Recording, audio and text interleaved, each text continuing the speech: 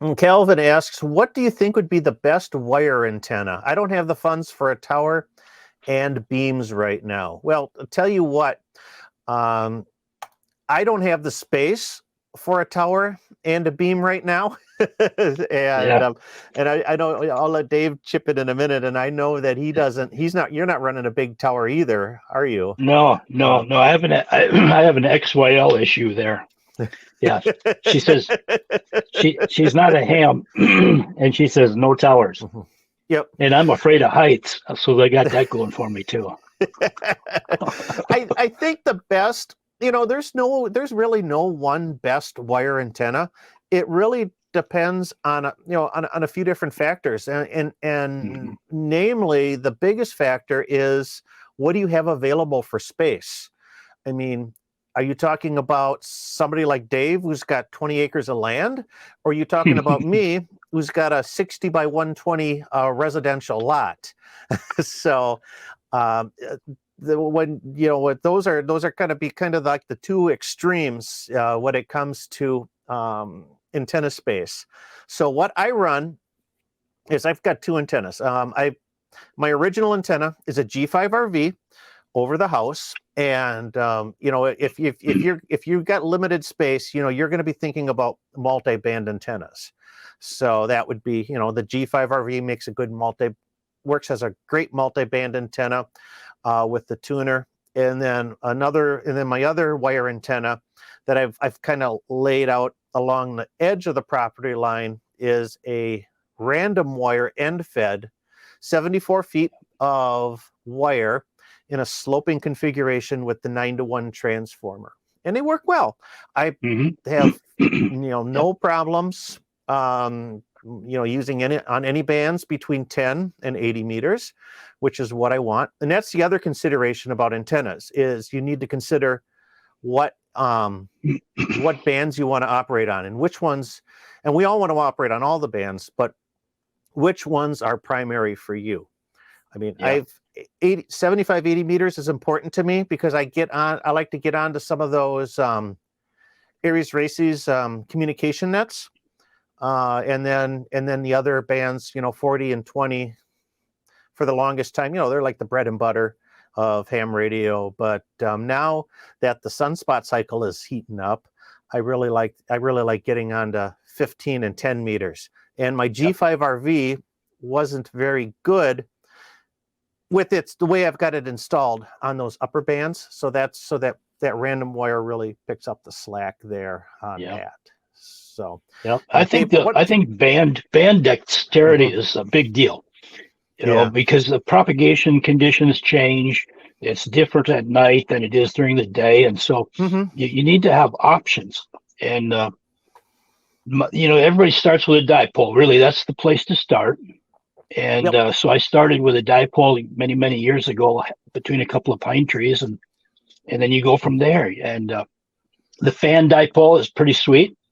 It's easy to build, and you can put multiple elements on there, and pretty soon you've got 2, 3, 4, 5 bands with that. So fan dipoles are easy. I actually have a fan dipole in my garage attic. And Hmm. so for people that have no yard and no space, check your garage attic. You might be able to put a 20-meter inverted V in your garage attic. Well, there you You know, go. Yeah. yeah, I have it's a fan dipole with a 20-meter element and a 6-meter element in the garage.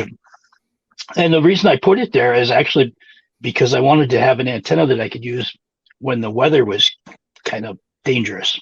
Hmm. Because the chances of getting hit by lightning pretty low inside your attic. Yeah. So that was pretty cool. My the best wire, and this one takes a lot of space, but I have a 160-meter full wave horizontal loop, Oh, and that thing is it's amazing, especially for receive. yeah. Because if you get it out in the country like mine is, about 300 feet away from the house, 160-meter loop, it hears everything. It absolutely hears the world. Uh, Yeah.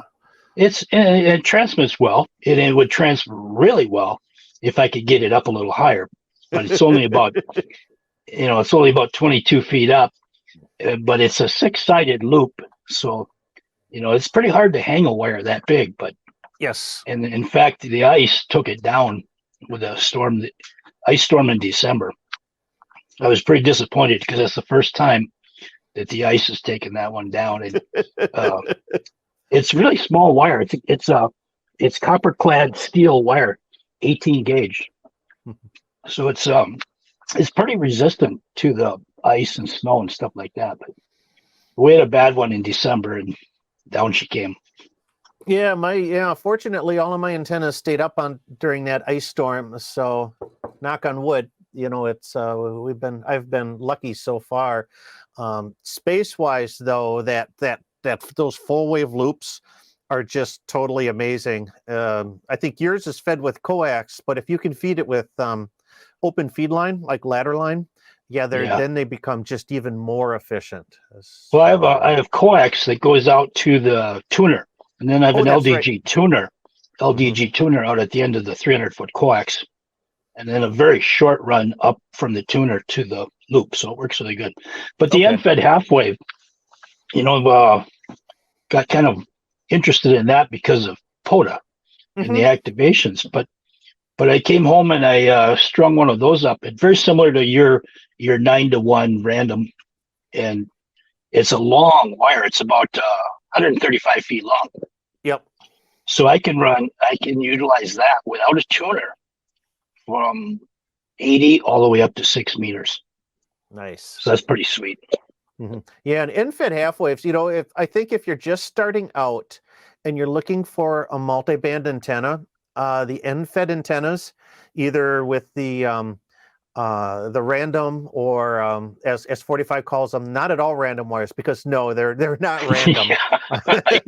Let's call them the end-fed non-resonant antenna, or the end-fed half-wave resonant antenna. Both of them, they've got that advantage that you can put the transformer at your house, and then the wire can go out on the backyard if you've got like a suburban lot.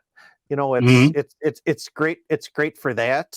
You only need one support instead of maybe 2 or 3 supports for dipole antennas. So or that G5. So think those are really good choices. If you're just starting out, you're looking for an easy antenna to deploy that doesn't cost a lot of money. And there's so many different brands of end-fed antennas, and they all work the same to the most part.